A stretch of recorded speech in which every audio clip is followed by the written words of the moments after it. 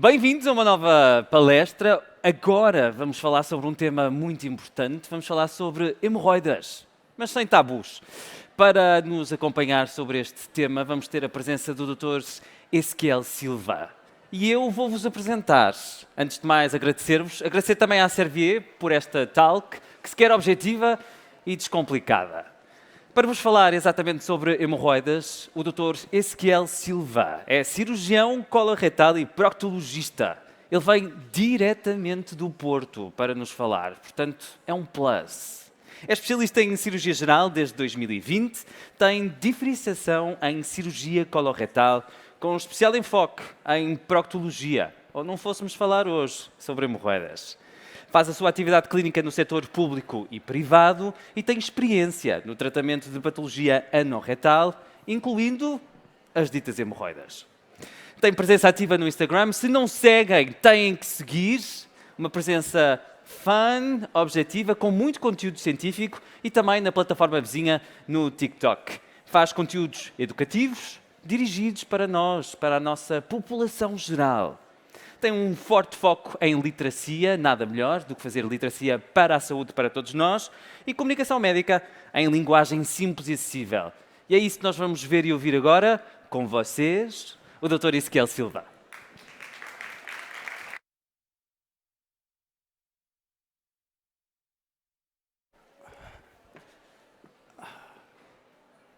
Muito obrigado pela apresentação, sempre um gosto. Então, estivemos a falar de skincare e agora vamos falar de hemorroidas, ou seja, aqui uma mudança de 180 graus, ok? Vamos lá. Então, hemorroidas sem tabu foi o desafio que me colocaram para falar aqui perante vocês. É um tema que me traz muita satisfação de falar, é o tema que eu mais gosto de abordar, desmistificar e tentar descomplicar. Toda a gente gosta de falar do botox que fez, do creme que colocou na cara, toda a gente gosta de dizer que tem uma rotina física, que vai ao ginásio. Agora, quando os problemas começam a ficar de eu sangro do ânus ou tenho dor anal, a conversa é outra. Então, vamos falar de hemorroidas, vamos desconstruir aqui alguns mitos e algumas verdades, ou seja, perceber o que é verdade e o que não é. Fomos distribuindo umas plaquinhas para vocês participarem. Vou solicitar a vossa participação para fazermos isto um bocadinho mais dinâmico e, baseando depois nos conhecimentos que vamos adquirindo, perceber o que são os principais pilares do tratamento e o que são, de facto, a doença hemorroidária, em que consiste. Então, porquê é que vamos falar de hemorroidas? Vocês podem não saber, mas hemorroidas são muito frequentes. E, como vos disse, ninguém quer falar de hemorroidas. E o nosso papel, como médicos, é tentar trazer ciência, mas de uma forma descontraída, porque eu vou tentar aqui fazer a primeira participação do palco. Quantos de vocês já chegaram a casa, ao final do dia de trabalho, e tiveram uma dor de cabeça descomunal, tiveram que tomar um comprimido, tiveram que se deitar 5 ou 10 minutos para descansar? Vamos levantar as plaquinhas, as mãos. Ok, muita gente, muito bem. É super frequente, isto acontece. Agora outra pergunta. Aqui da plateia, quem é que sofre de doença hemorroidária? Pronto. 3, 4, 5, pronto. O que se passou aqui é o que se passa na vida real. É o que eu vejo no meu consultório, é o que eu vejo em todo lado, que é as pessoas têm medo de falar. Não, escondem. A primeira percepção da pessoa é eu vou esconder e isto vai passar. O que é que acontece? Vai à casa de banho, como todos nós vamos, perdeu sangue nas fezes, olhou, constatou e disse, entrou em negação. Isto vai passar, isto não é nada e vamos esconder, ok? Ou então, tivemos uma pequena crise, alguma dor anal, sentimos um papo, um inchaço, sentimos ali um desconforto na região anal, não sabemos o que é, vamos tomar banho, passamos a mão, sentimos ali uma coisa mais dura, uma coisa, isto não estava aqui, o que é que será? Não sei. Mas, na dúvida, vamos deixar passar uns dias e ver o que é que acontece. A vergonha de falar sobre este tema é é uma coisa sistémica. Atravessa as pessoas que têm 20 anos, 30 anos, 50, 60 e 70. A primeira forma de abordar isto é sempre esconder. Isto é verdade tanto no consultório médico, ou seja, tenho pessoas que me procuram a mim, que marcam uma consulta de doença hemorroidária, ou seja, tanto aquela pessoa como eu já sabemos o que é que a pessoa está ali a fazer, mas primeiro que começa a falar sobre o tema, há sempre ali aquela quebra de gelo, aquela fase inicial que as pessoas têm receio. Em casa é muito mais, é super habitual, nem ao pai, nem à mãe, nem ao irmão, não se fala. Ou seja, isso não pode ser. Isso faz com que as pessoas possam estar a sofrer sem necessidade. Isso faz com que as pessoas possam atrasar diagnósticos graves ou sem necessidade. Isso faz com que as pessoas sofram sem necessidade. Okay? A doença hemorroidária tem um impacto importante no nosso dia-a-dia. Há pessoas que se limitam de fazer prática de física frequente porque têm dor, porque têm sangramento. Pessoas que limitam a sua alimentação porque sabem que vão ter sintomas e, em vez de se tratar, tentam protelar a investigação. E agora, o tema desta talk são doença hemorroidária sem tabus. E agora vamos fazer aqui umas perguntas e respostas para tentarmos perceber o que é verdade e o que é que não é.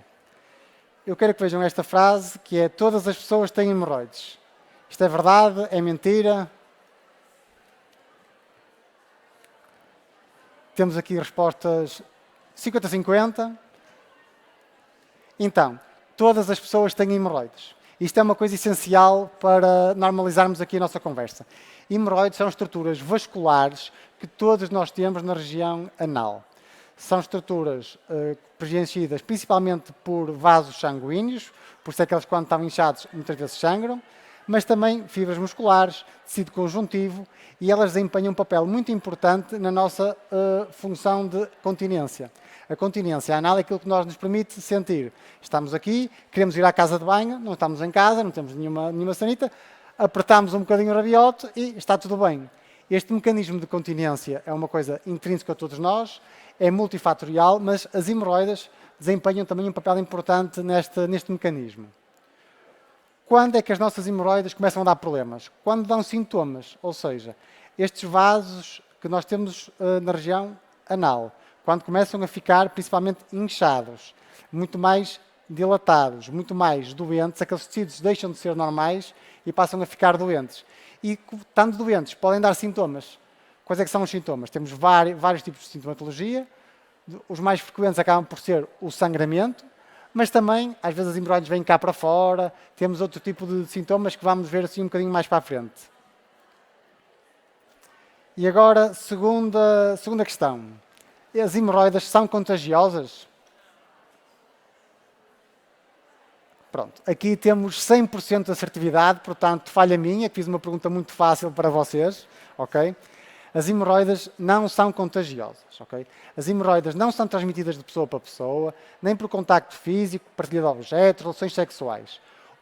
Porquê é que este mito existe, ou se fala muito nisto? Porque há grande proximidade entre pessoas que às vezes vivem na mesma casa, ou seja, no mesmo agregado familiar, que partilham os mesmos hábitos. E se calhar isso é que está mais na gênese de porque é que, às vezes num pequeno cluster, há ali muita gente a sofrer de hemorroidas. Porque há defeitos, há erros sistémicos que são feitos constantemente. Também vamos ver mais à frente quais é que esses erros são, mas não, as hemorroides não são contagiosas, afetam todas as pessoas, todos os estratos sociais, em diferentes fases da vida e têm um papel muito importante na nossa limitação diária.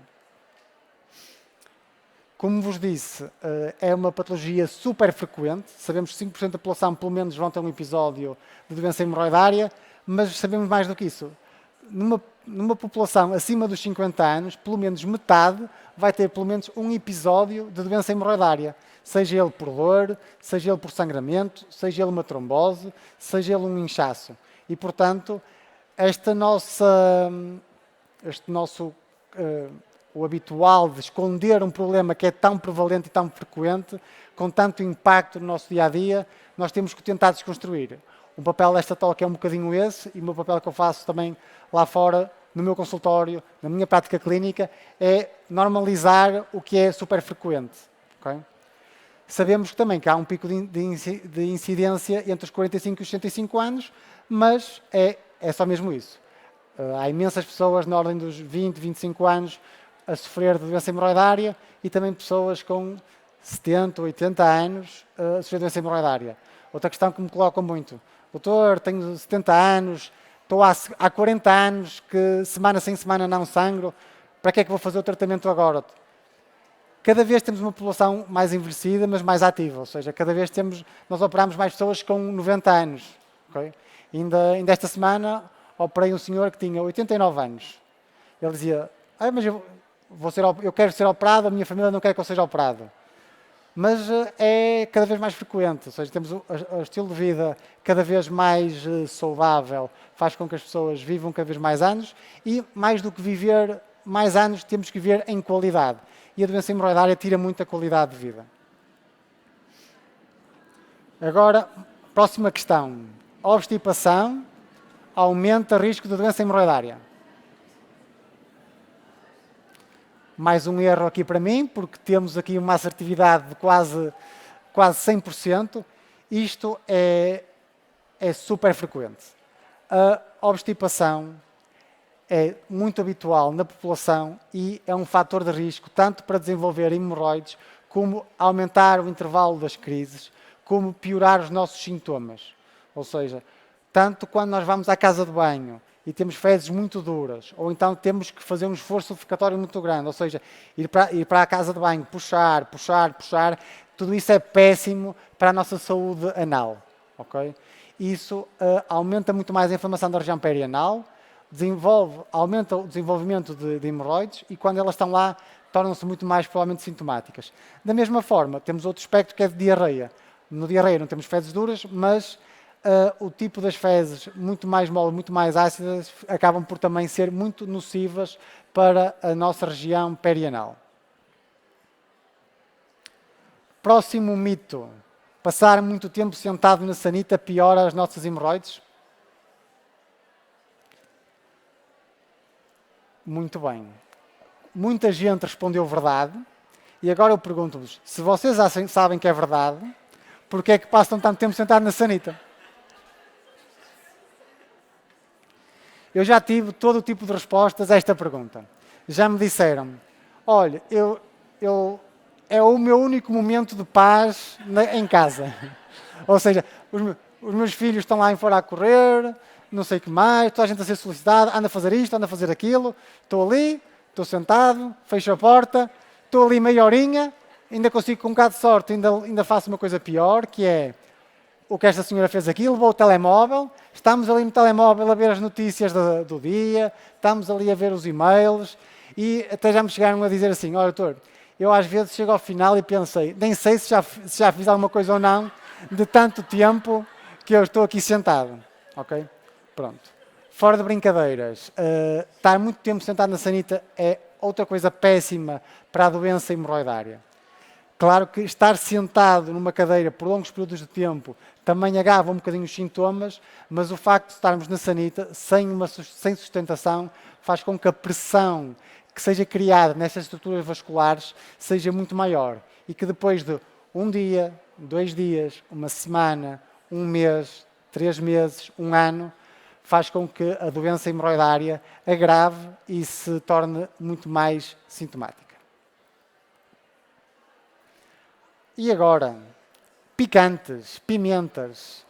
Os picantes causam hemorroides? Verdade, mito, verdade. 50-50. Pronto, acertei aqui numa pergunta para vocês agora. Então, isto é muito interessante porque tanto picantes como pimentas, como piripiri, é das coisas que os pacientes e as pessoas mais relatam como agravando os seus sintomas das hemorroides. E há vários estudos sobre esta temática, porque ela é tão frequente, e não se chegou ainda a uma conclusão concreta se os picantes causam ou não hemorroides. São dados inconsistentes. Uns assuntos apontam que sim, outros que não. O que é que nós sabemos e porque é que estas pessoas que consomem muitos picantes sentem logo na pele? O que é que também pessoas que me dizem, olha, fiz umas tainadas aqui no fim de semana, segunda-feira estive ali a pagar na sanita. Porquê? O que é que nós sabemos? Picantes, pimentas, piripiris, comidas muito condimentadas, bebidas alcoólicas, para algumas pessoas, por exemplo, azeitonas, tudo isso vão aumentar muito a inflamação da região perianal. E, como já vos falei, as hemorroidas. Todos nós temos, doença hemorroidária quando temos sintomas, mas nós não estamos sempre a ter sintomas. O que é o clássico? É uma pessoa que tem hemorroides e vai tendo crises. Vai tendo períodos em que anda um bocadinho melhor, períodos em que anda um bocadinho pior. Períodos em que está ali 2, 3 dias que sangra e depois para. O que é que isto está relacionado com alterações dos hábitos intestinais, está relacionado com a alimentação, está relacionado com inflamação da região perianal. Portanto, tudo o que aumenta a inflamação da região perianal vai aumentar a probabilidade de nós termos doença hemorroidária com sintomas importantes. O que é que está mais do que provado que leva ao desenvolvimento de doença hemorroidária?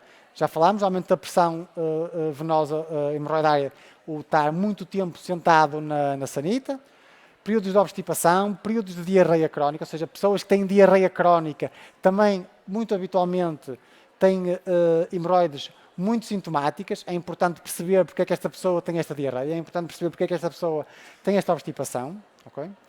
Outro fator de risco mais do que documentado é a obesidade e o sedentarismo. Excesso de peso e um estilo de vida sedentário levam ao agravamento da doença hemorroidária e também, obviamente, sabemos que à medida que vamos envelhecendo, também a doença hemorroidária torna-se mais prevalente. Também entra aqui no campo multifatorial, porque à medida que a idade vai avançando, a tendência para a obstipação piora, a tendência para o sedentarismo piora, portanto, é aqui um mix de vários fatores, mas não deixa de ser verdade.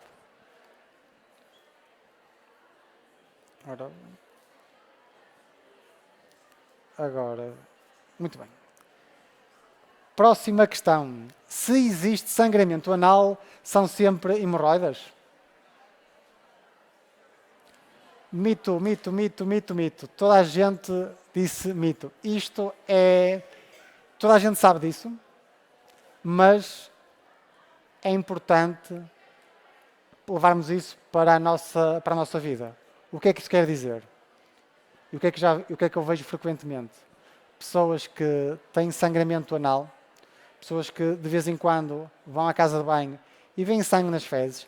Tanto, às vezes pinga, está no papel higiênico, outras vezes pinga mesmo, parece ali uma torneira aberta na sanita.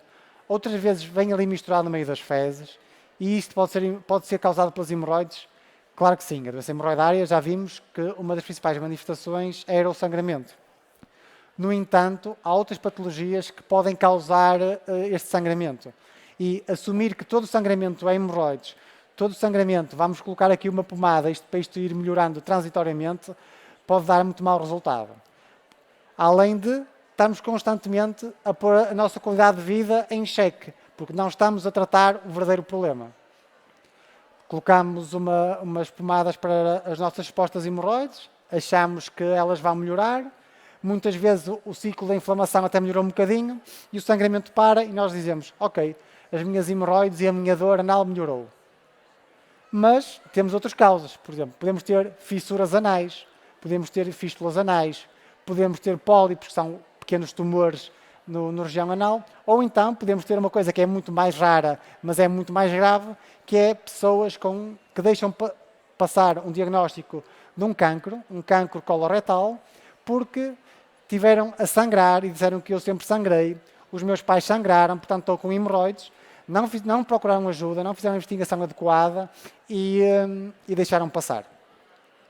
Portanto, não, nem sempre sangramento anal é sinal de doença hemorroidária, mas, obviamente, pode ser, e já vimos que é dos sintomas mais frequentes. O sintoma que as pessoas mais relatam a seguir ao sangramento é o prolapso retal. O que é o prolapso? É sentirmos as hemorroides cá fora, é sentirmos ali uns papinhos, é irmos à casa de banho, fazemos alguma força para as fezes saírem, que é normal, e depois sentimos que veio tudo cá para fora. Saíram as fezes, tudo perfeito, mas também veio aqui alguma coisa cá para fora. E aquilo dá-nos algum desconforto, dá-nos dor, e nós vamos colocar as hemorroides para dentro. E andamos neste ciclo, muitas vezes, semanas, ou meses, ou anos, até procurar tratamento. Outros sintomas de doença hemorroidária que é importante aqui falar-vos é comichão ou irritação anal, que é super frequente e é super... Acho que a palavra irritação é mesmo isso, é que é irritante, que uma pessoa está ali sempre com vontade de coçar o rabo. E isso é altamente impactante no nosso dia-a-dia. Quer dizer, estamos ali, se estivermos em casa, no sofá, está tudo bem, pronto, vamos coçar e vamos melhorar, mas estamos no trabalho, estamos numa atividade de lazer, é muito desconfortável. E agora esta pergunta muito querida para mim, que é: o uso repetido de papel higiênico agrava as hemorroidas? O que é que o papel higiênico tem a ver com as hemorroidas? Alguma coisa? Sim? Não? Talvez? Temos alguns mitos, aqui algumas... 50-50, ok? Temos aqui muito para esclarecer. Papel higiênico, se vocês puderem tirar uma coisa da vossa rotina para melhorar a vossa saúde anal, é o papel higiênico. Deixem o papel higiênico no supermercado, para quando vier o Covid outra vez, ou o que seja, deixem-no lá sossegadinho. O que é que nós devemos fazer? Devemos ir à casa de banho e devemos lavar com água e sabão e um sabão neutro, à base de glicerina. Acaba por ser o mais saudável, o menos irritante, o menos traumático. Sempre que nós estamos a passar papel higiênico, estamos a causar traumas repetidos na região anal. E isto, com o desenvolvimento, com o passar do tempo, agrava as nossas hemorroides, pode fazer com que elas se tornem uma doença hemorroidária, mas também vai agravar, uma pessoa que tem doença hemorroidária, muitas vezes vai disputar crises, vai fazer com que a nossa crise não passe, porque aquilo, eu já vos expliquei, temos aquilo, a região perianal, há muita... É cíclico, temos períodos em que temos mais irritação e os sistemas podem estar piores, e se temos aquilo está um bocadinho melhor e andamos bem. Ao estarmos constantemente a limpar o ânus com papel higiênico, estamos a aumentar muito mais esta irritação, a aumentar muito mais estes períodos de agudização. E depois, muitas vezes, as pessoas perguntam-me: mas então, doutor, o que é que eu... Muitas vezes eu vou à casa de banho no trabalho, o que é que eu faço? E isto é, aqui eu digo-lhes, podem utilizar papel higiênico úmido. É uma boa alternativa. Papel higiênico úmido, principalmente à base de água. Eu costumo dizer sem grandes fragrâncias, sem grandes cheiros, porque para estas toalhetas úmidas terem esses cheirinhos, têm produtos químicos, que na mucosa, na região perianal, aquilo é super sensível, a probabilidade de causarmos uma irritação é muito maior. Portanto, em casa, lavar sempre com água e sabão, e no final, até se quiserem secar com papel higiênico, podem, e enxaguando, sem raspar. O ato de raspar é que é péssimo, ok? E fora de casa, toalhetas úmidas para um SOS. O que é que nós sabemos mais, e já falei aqui um bocadinho, que também agrava um bocadinho a nossa região perianal. O que é que irrita mais? É o funcionamento intestinal. Para o funcionamento intestinal, há pessoas que são mais presas dos intestinos, há pessoas em que são menos presas dos intestinos. Isso é orgânico nosso, isso é a nossa genética. Nós isso não conseguimos mudar. Vai sempre haver pessoas que têm mais facilidade em ir à casa de banho, pessoas que têm menos facilidade. Mas também uma coisa é verdade, nós não temos que ir todos os dias como um relógio à casa de banho. Isso esqueçam. Agora, há um conjunto de coisas que nós devemos fazer para melhorar o nosso funcionamento intestinal. E uma das coisas que nós temos mais facilmente à nossa disposição é a nossa alimentação. Nós somos aquilo que comemos. Isto é verdade. O que é que em termos de obstipação, em termos de doença hemorroidária, nós devemos ter em atenção? Duas coisas principais. Uma dieta rica em fibra, porque a fibra ajuda ao funcionamento intestinal. E onde é que nós podemos ir buscar a fibra? Principalmente frutas e legumes. Que frutas é que nós temos? Principalmente kiwi, pêssegos, ameixas, papaya, manga. A maior parte das frutas são muito ricas em fibra. Em relação aqui à obstipação, pessoas que sofrem de muita prisão de ventre, atenção aqui à banana. Nós portugueses consumimos muita banana e a banana, principalmente verde, acaba por ter o efeito contrário. Portanto, banana madura nem tanto, mas pessoas que sofrem do intestino, prisão de ventre, atenção a quem come uma banana, às vezes 2 bananas por dia. Em termos de funcionamento intestinal, é a hidratação, beber água. Quem não bebe água, o nosso organismo precisa dela na mesma. Portanto, vai buscar onde pode. Então, faz com que as nossas fezes, à medida que são formadas no nosso tubo digestivo, fiquem muito mais secas. Portanto, minha recomendação é beber sempre 1,5 litro, pelo menos, de água por dia e aumentar a quantidade de fibras na alimentação. Por outro lado, o que é que prende mais o intestino? Sabemos que a excesso de hidratos de carbono, muito pão, muita batata, muito arroz, muita massa, acabam por prender mais o intestino. Sei que nós somos portugueses, a nossa dieta mediterrânica, nós gostamos muito do nosso pãozinho com queijo, do nosso pãozinho com manteiga, e está tudo bem, mas há pessoas que dizem que por dia comem 4, 5, 6 pães, e depois dizem que têm o intestino preso. Pronto, claro que não há milagres, e são pequenos ajustes que nós conseguimos fazer para melhorar muito. Outra coisa é o sedentarismo. Já vimos que o sedentarismo agrava muito a doença hemorroidária. Portanto, o que é que nós devemos fazer? Ter uma vida ativa, uma prática regular de exercício físico, ajuda o intestino a funcionar. Se nós somos preguiçosos, o nosso intestino é preguiçoso. E tudo vem por aí atrás. Okay? Outra questão importante. Sempre que vamos à casa de banho, nós estamos a aumentar a inflamação da região perianal. Portanto, se estivermos em crise, vai ser aquele momento em que a dor anal, o desconforto, o sangramento vai ser pior. Uma coisa que ajuda muitas vezes, quando estamos naquele pico da dor, que só nos apetece andinhar no quarto com a dor intensa, que isto parece esquisito, mas a doença hemorroidária às vezes manifesta-se com este tipo de sintomas, esta dor muito forte. Depois da casa de banho, fazer um banho de assento com água morna, às vezes ajuda a relaxar o esfíncter, a melhorar os nossos sintomas e a melhorar a nossa dor. E agora pomadas. Pomadas resolvem todos os casos de hemorroides? Mito. Aqui acertou também toda a gente. As pomadas não resolvem todos os casos de hemorroides. Como já vos disse, em crise, as hemorroides podem melhorar com tratamento com algumas pomadas, mas elas não se resolvem dessa forma. Em termos de abordagem terapêutica de doença hemorroidária, que é aquela pessoa que vai ter sangramento, dor e hemorroides cá fora, temos aqui 3 grandes formas de atuação. Okay? A primeira, que deve ser transversal a todas, que é ver o que é que nós podemos optimizar em termos de medidas higienodietéticas, que foi aquilo que já tivemos aqui a conversar. O intestino é preguiçoso, vamos tentar melhorar essa parte. O papel higiênico é uma coisa frequente do nosso dia-a-dia, vamos tentar retirar. Não fazemos atividade física nenhuma, vamos fazer um bocadinho um esforço para pormos o nosso intestino um bocadinho mais saudável, para não sermos tão agressivos nessa irritação da região perianal. E depois também temos medidas farmacológicas, que já vamos ver a seguir, e por fim o tratamento cirúrgico. Além das alterações de estilo de vida, o que nós sabemos, que está mais do que comprovado, que tem benefício nos nossos sintomas, são medicamentos venoativos. Aqui, principalmente em Portugal, temos o Daflon, que é o único que está documentado para esse efeito, que atua diretamente nos pedículos vasculares, ou seja, hemorroidas são vasos que nós temos, doença hemorroidária, estes vasos estão doentes, ou seja, o tónus destas veias está alterado e o Daflon vai atuar precisamente desta forma. Ele vai reduzir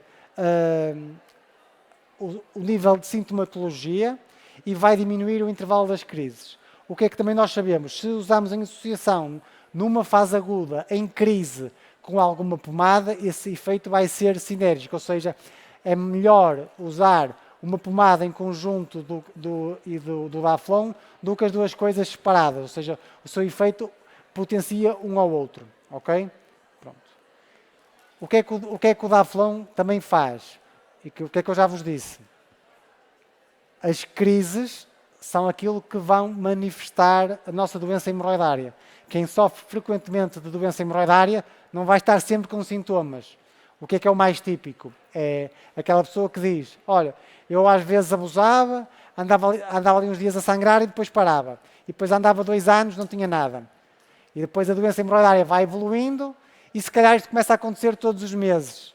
E se calhar em vez de ser 2 dias, são 3 dias, 5 dias, uma semana. Ou seja, à medida que a doença vai agravando, as crises vão se intensificando, o intervalo entre as crises vai diminuindo e o que é que nós estamos a fazer no meio disto tudo? Estamos a perder qualidade de vida. É uma pessoa que se calhar já não vai jogar futebol ao fim de semana com os amigos, porque tem medo de que vai sujar os calções com o sangue. É uma pessoa que vai deixar de fazer uma viagem longa porque diz, olha, sempre que apanho um voo, 6 horas de voo, fico todo lixado aqui das minhas hemorroides. As pessoas dizem-me isto todas as semanas na consulta. E o segredo é detectar o problema. É falar sobre isto e não deixar a doença progredir. Sabemos que atuando diretamente e com o diagnóstico correto, ou seja, não basta assumir que temos doença hemorroidária, é importante perceber que não temos outra patologia por trás, atacar diretamente o problema, fazer um conjunto de coisas que vão melhorar o nosso dia-a-dia e o Daflon é uma delas. Falei aqui muito em termos de crise, em termos de sintomas, em termos de uma mensagem simples, o que é que nós podemos fazer. Fizemos aqui um abuso alimentar, fizemos aquela tal tainada, ou então, só porque sim, tivemos naquela altura em que as nossas hemorroides se lembraram de atacar com a força toda. Dores intensas, muito sangramento. O que é que nós devemos fazer? Por um lado, atenção à nossa alimentação, atenção ao funcionamento intestinal, mas por outro, o que é mais eficaz é também começar com Daflon. Nas crises, 3 comprimidos por dia, ou seja, um comprimido de 8 em 8 horas, nos primeiros 4 dias, e depois ir descalando, para 2 comprimidos nos 3 dias seguintes, e depois, nas semanas subsequentes, ficar com um comprimido por dia. Sabemos que, muitas vezes, fazendo isto, em associação às alterações de estilo de vida, às vezes àquele banho de assento, aquela maior atenção à nossa alimentação, beber mais água, temos ali 1 dia, 2 dias maus, mas claramente isto começa a melhorar. Okay? E por fim, aqui, outro mito e outra verdade. As cirurgias das hemorroides são sempre dolorosas? Sim, mito. Isto também a cirurgia das hemorroides é outro dos factos pelo qual as pessoas adiam tratar o problema. Historicamente, toda a gente já ouviu falar naquela pessoa que andou 30 anos a tentar adiar o problema, até que aquilo chegou a um ponto que era irreversível, em que sangrava todos os dias, tinha dor intensa todos os dias, tinha que fazer medicação para as dores todos os dias. Então foi ao médico, o médico disse, pronto, vamos ter que operar, a cirurgia clássica, tiramos as hemorroides, e teve ali 3 meses todo empenado. E este medo da cirurgia é uma das coisas que faz as pessoas não procurar ajuda. Faz as pessoas tentar evitar o problema. Porque se por um lado as pessoas não querem falar sobre o assunto, e isso é muito importante, e nós temos que trazer este assunto para a baila, o outro é haver esta noção de que não interessa eu procurar ajuda, porque vão propor uma cirurgia, vão pôr um tratamento e eu vou passar muito mal. E neste momento isto já não é necessariamente verdade. O que é que nós sabemos? A cirurgia clássica, em que nós temos que tirar as hemorroides, claro, é uma coisa agressiva, porque é uma zona muito sensível, que está associada a alguma dor. Mas neste momento nós temos outras armas à nossa disposição. Temos técnicas minimamente invasivas que podemos operar as pessoas sem cortes. Eu sou um fã incondicional deste tipo de procedimentos. Eu vejo na minha consulta todos os dias a diferença do que é chegar a uma pessoa 1 semana, 2 semanas depois de ser operado à consulta, que nós podemos fazer uma cirurgia a laser, podemos fazer uma cirurgia por radiofrequência, podemos fazer uma cirurgia em que nós laqueamos os pedículos, isto é uma coisa mais técnica, mas é uma coisa muito menos agressiva para o doente, em que, claro que vai ter dor, claro que vai ter desconforto. Eu costumo dizer, estamos a falar da região perianal, não vai haver nenhum tipo de manipulação sem qualquer tipo de dor. ok? Vamos ter dor. Agora também, ao mesmo tempo, temos um conjunto de armas para tratar essa dor e o desconforto. E a cicatrização é incomparável, ok? E além desta cicatrização, o que é que nós temos também? Temos estratégias muito diferentes do que antigamente para tratar esta dor. E a dor é uma coisa subjetiva. As pessoas que são operadas por técnica minimamente invasiva também vão sofrer dor. Também temos muita coisa para optimizar. Acima de tudo, é o intervalo de dor que é diferente, mas há um conjunto de coisas que nós podemos fazer que fazem toda a diferença. Uma coisa é pormos o intestino a funcionar de forma regular dentro das possibilidades de cada pessoa. Cada pessoa é diferente, cada pessoa tem o seu ritmo, cada pessoa é única. No entanto, há um conjunto de coisas que nós podemos fazer. E se nós conseguimos fazer esse trabalho antes da cirurgia, um bocadinho, ele vai melhorar. Tanto vai melhorar nos seus sintomas, como vai ter um melhor pós-operatório, sem dúvida. Outra coisa é Daflon. Todos os meus doentes que são operados fazem Daflon. Eu até faço um esquema diferente daquele esquema de crise, faço um esquema mais agressivo, porque eu percebi na minha prática clínica que melhora, porque toda a manipulação da região anal vai agravar a inflamação, obviamente. Vai elevar a inflamação daquelas estruturas vasculares e o Daflon, da forma de atuar, desincha, desinflama e faz com que isto passe de forma muito mais rápida. Analgesia multimodal. Há 20 anos atrás, as pessoas iam para casa com Benuron e com Brufen e, passado 3 meses, estavam ok. Pronto, ficavam ali sentados naquelas almofadas, tipo donuts, e isto era o standard. Pronto. Em 2026, isto não é aceitável. Nós temos um conjunto de formas de tratar a dor que é muito mais amplo. Passam por comprimidos que nós podemos fazer para modular a dor. Eu, em todos os meus doentes que vou fazer uma cirurgia clássica, principalmente, uma semana, 5 dias antes, começam com uma medicação para a dor. Aquela pessoa não tem dor naquele momento, mas nós sabemos que a dor é sentida no cérebro e nós conseguimos modular como é que nós vamos interpretar essa dor. Conseguimos fazer controle da dor também com alguns comprimidos, que sabemos que a associação entre eles vai ser muito melhor do que qualquer com um simples Benuron e com Brufeno. E há também pensos transdérmicos que ajudam a controlar muito melhor a dor. E deixei aqui para o fim uma coisa um bocadinho esquisita, acredito que para muitos, que está aqui, controle de dor pós-operatória, toxina botulínica. Mas então, as talks da estética e da skincare e das rugas, isso não ficou na parte da manhã, na talk anterior? A toxina botulínica, que toda a gente conhece como Botox, que está em praça pública vulgarmente utilizado para o tratamento de muitas rugas e em termos de componente estético, e que é de certa forma milagrosa. Aquilo de facto tem um impacto muito importante em termos estéticos, e basta ver todos os estudos e fotografias de há 20 anos para cá, as mudanças que isso permitiu, e isto toda a gente sabe. Agora, aqui uma pergunta extra. Quem é que daqui sabia que o Botox podia ser usado para tratar hemorroidas ou tratar aqui patologia perianal? Uma pessoa, 2 pessoas? Mas é mesmo verdade, de facto. Um dos componentes importantes da dor no pós-operatório tem a ver com o nosso esfíncter, o músculo que nós temos que fica super contraído. O Botox o que vai fazer vai ser relaxar esse músculo. Nós, ao conseguirmos relaxar esse músculo, conseguimos que a dor seja muito mais ligeira. E, portanto, neste momento, com este conteúdo todo, com estas armas todas, não há razão para nós termos medo da cirurgia. Uma coisa que nós sabemos, quanto mais cedo nós tivermos um correto diagnóstico, maior é a probabilidade de uma técnica minimamente invasiva conseguir resolver o problema. Okay? Uma pessoa que está há 30 anos, há 40 anos a sangrar, a probabilidade de já ter uma doença demasiado avançada é maior. Por isso, queria-vos alertar para esse problema. Neste momento, não há razão para nós escondermos os nossos sintomas.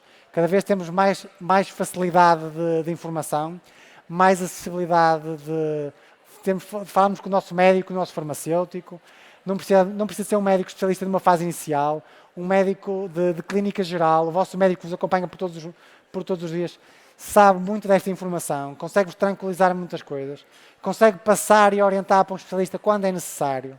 Não se esqueçam, hemorroides é a diferença da doença hemorroidária.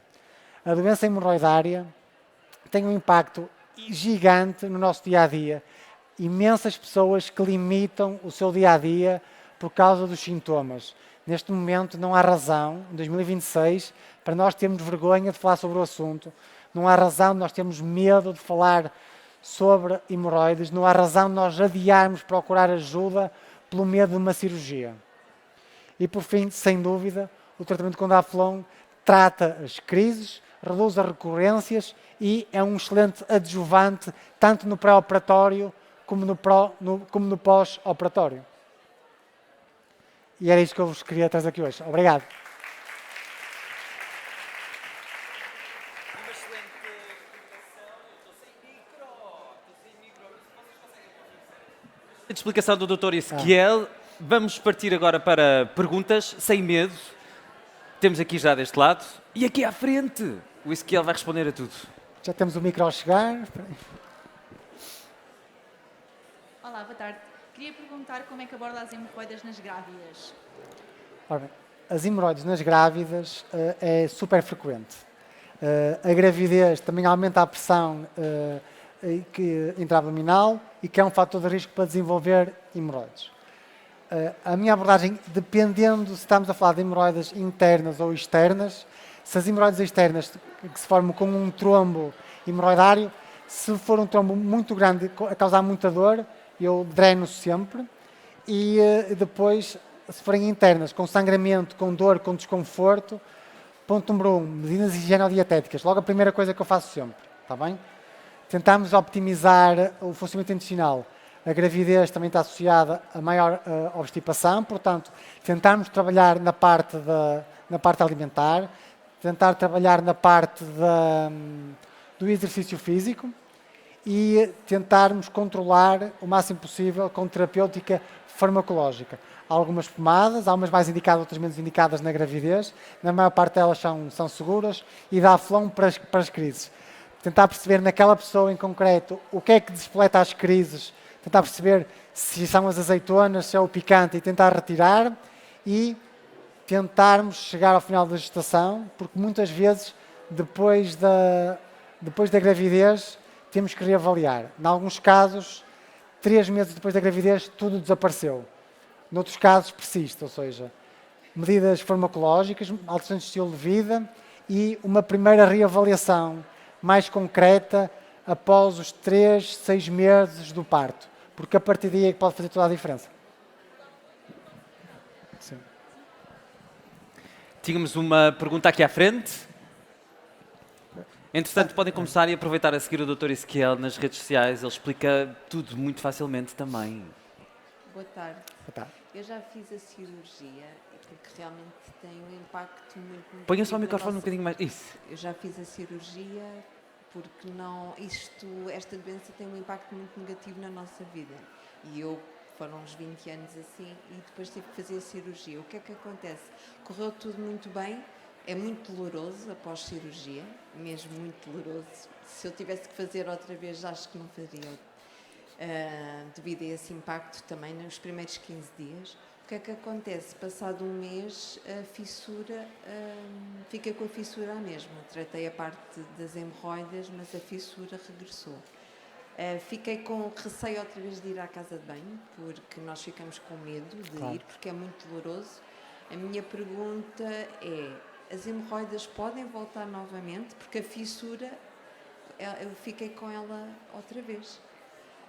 As hemorroidas, fiquei com receio. Elas podem voltar, porque eu já fiz a cirurgia há 2 anos, mas o medo de ir à casa de banho mantém-se. Obrigado pela sua pergunta. De facto, isto é um exemplo muito frequente que nós vemos. E as hemorroidas, sim, podem voltar.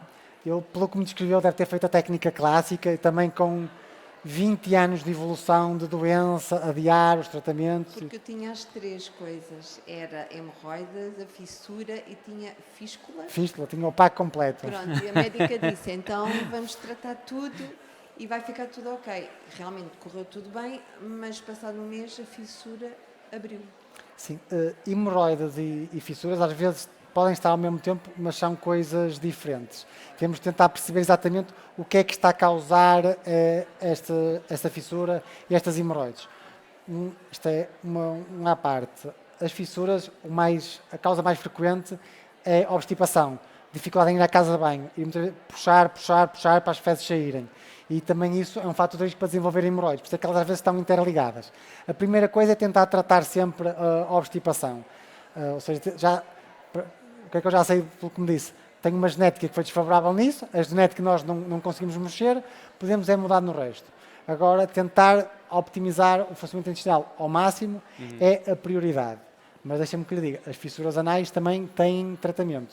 São coisas que nós devemos tratar e podemos tratar.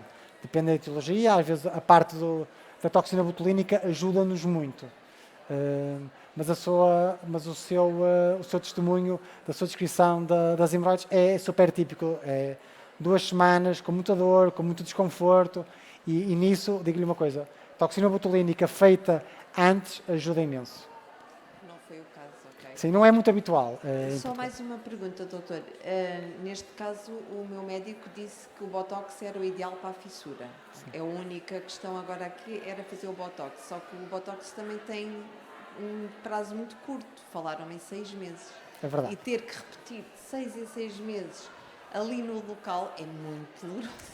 Olha, toda a gente tem este receio de fazer a aplicação, porque são todos os médicos aplicam o Botox de forma ligeiramente diferente. Eu faço com 2 injeções na região perianal, isto é no consultório. Isto assusta muito porque são 2 injeções na região perianal, mas da forma como eu faço, 99% das pessoas toleram aquilo perfeitamente bem. Mas mais do que isso, desse receio que é perfeitamente normal, é perceber uma fissura anal causada por uma obstipação é como uma pessoa que caiu do 3º andar e partiu uma perna. Nós temos que tratar a perna partida, mas ao mesmo tempo temos que parar de nos mandar do 3º andar. E a fissura é isso. O Botox permite cicatrizar aquela fissura anal, mas se o que causou a sua fissura não for tratada, vai voltar a acontecer. Portanto, nós podemos pôr o gesso e tratar a perna partida. Se passar 3 meses, se nos mandarmos outra vez do 3º andar, a perna vai partir outra vez. Portanto, isso é muito importante. Mas o que disse é verdade, que é o Botox tem ali uma duração de 4, 5, 6 meses, depende, mas isso também é uma das suas vantagens, porque a cirurgia que se fazia para as fissuras era cortar definitivamente parte do esfíncter. E isto é uma coisa transitória, e o esfíncter está mais apertado causado pela fissura. Cicatrizada a fissura, esse estímulo desaparece. Então, é fazer Botox ou fazer a cirurgia? É um caso complexo. É um caso. Eu acho que nós precisamos de acabar. Okay. O Dr. Ezequiel, você pode fazer todas as perguntas ao Dr. Ezequiel, pode também seguir a Servia Portugal, pode ver tudo e mais um par de botas, mas pode até falar com o Dr. Ezequiel agora, depois do palco. Ezequiel, o tempo urge, nós vamos dizer adeus no Instagram. A palestra foi incrível. Obrigado.